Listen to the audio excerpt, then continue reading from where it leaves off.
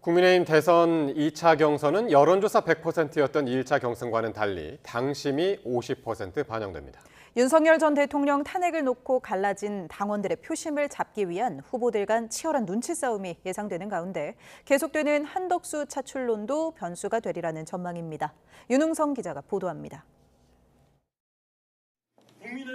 국민의힘 2차 경선 구도는 윤 전 대통령 탄핵을 두고 찬성과 반대 2대2로 뚜렷하게 나뉘었습니다. 안철수 후보는 나머지 후보들에게 윤 전 대통령 탄핵 대국민 사과를 제안했고, 한동훈 후보도 당이 계엄의 바다를 건너야 한다는 마음이 모이고 있다며 탄핵 찬성파임을 분명히 했습니다. 반성하고 성찰하는 모습들이 보이지를 않았다는 것이 그게 좀 안타깝습니다. 반면 탄핵 반대파 두 후보는 윤 전 대통령 탈당 요구는 적절치 않다. 비상계엄은 잘못됐지만 탄핵 역시 잘못된 정치적 선택이었다며 강성 지지층들의 표심에 접근해 있습니다.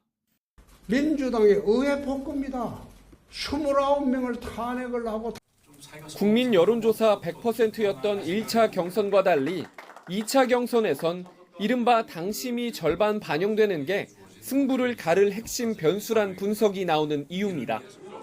표면적으로만 보면 윤 전 대통령의 힘을 실으려 했던 당원들의 투표 비중이 높아진 만큼 탄핵 반대파가 유리할 거라는 관측이 지배적입니다. 특히 반탄파인 나경원 의원이 경선에 탈락하면서 표 분산 효과도 적어 상대적으로 탄핵 찬성파들에겐 불리한 지형이 만들어졌다는 평가가 나옵니다. 국민의힘 지지자의 약 80% 정도가 탄핵을 반대했습니다. 단연하게 윤석열 후보에게 몰릴 수밖에 없는 구조입니다.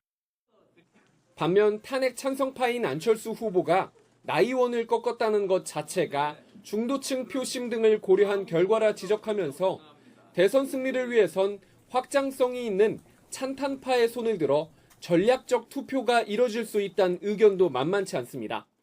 시간이 가면 갈수록 찬탄의 파이는 커지고 있고 반탄의 파이는 줄어들고 있다.